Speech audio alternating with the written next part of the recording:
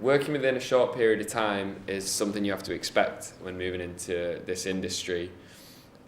Most people either studying media or working in media will be given short deadlines, things that they'll have to meet. They have to keep going, kicking out work.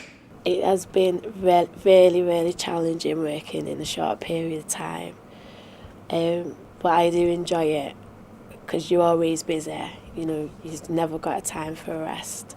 Just always chasing time, really. There's not enough hours in the day. There's so much work to do, and you end up sitting up at night making sure you've got everything written down and organised. I kind of like it. It's sort of like there's no lazying about. You just get straight into it.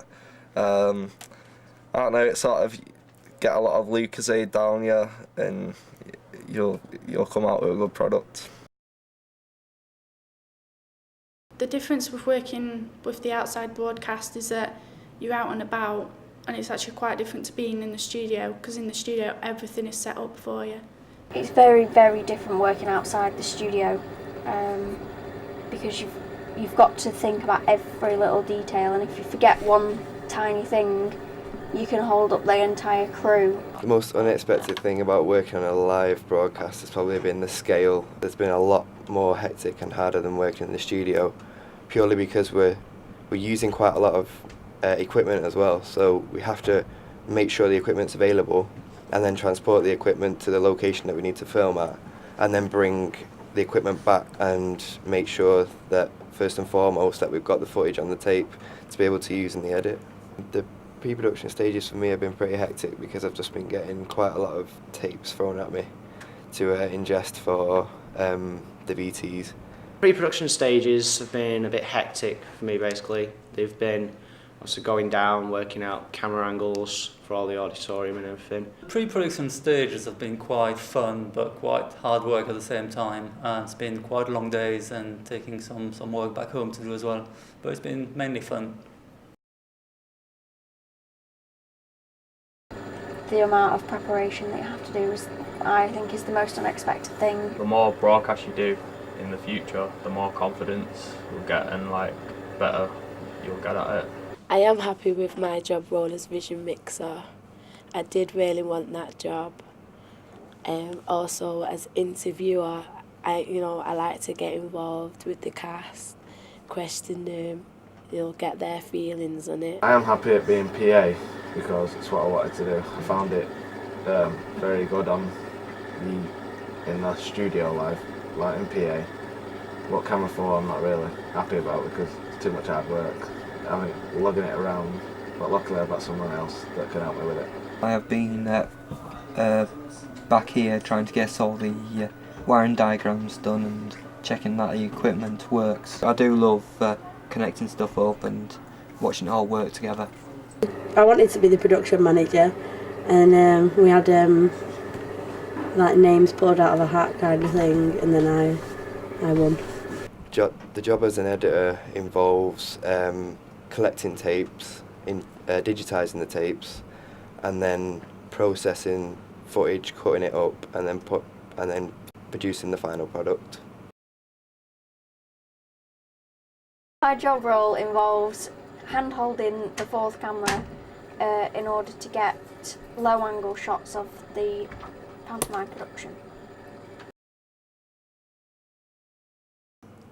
I quite enjoy working in a large crew because, you're not just on your own, you can work with a group, you've got support there.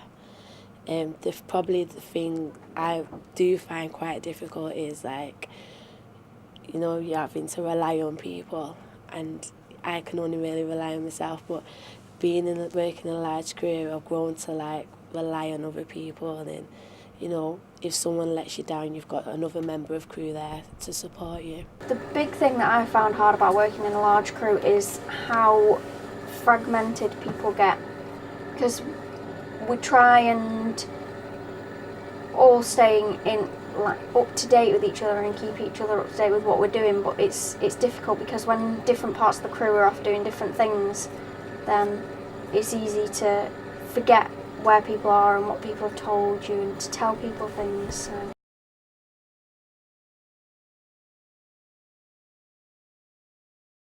been filming the rehearsals in the Peter Parkworth and also filming interviews with them, I sort of got to know the sort of personalities of them.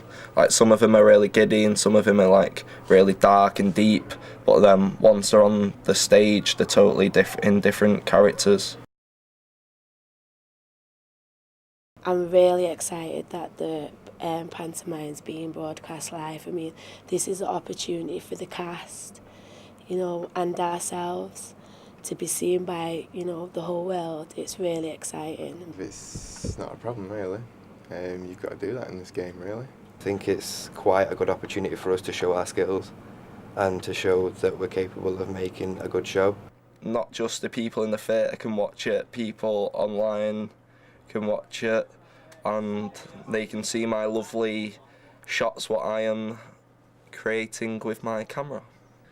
When I think of the pantomime being broadcast live for other people to see, I suppose it's quite nerve-wracking, really. You want to make sure that you're doing a good job and making sure that the people who are watching enjoy it. So there's quite a lot of pressure, really, I think, to get it right.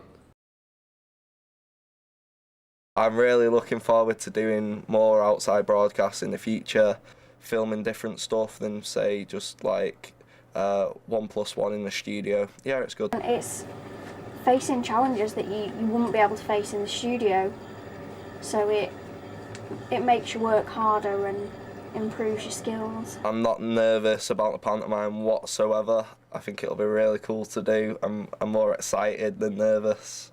I am incredibly nervous about the pantomime because I am incredibly scared that I will screw it up halfway through and then I'll go into one of my panic attacks. I'm not nervous about the pantomime yet, but I might be on the day, as soon as I wake up, oh no, it's going to be live,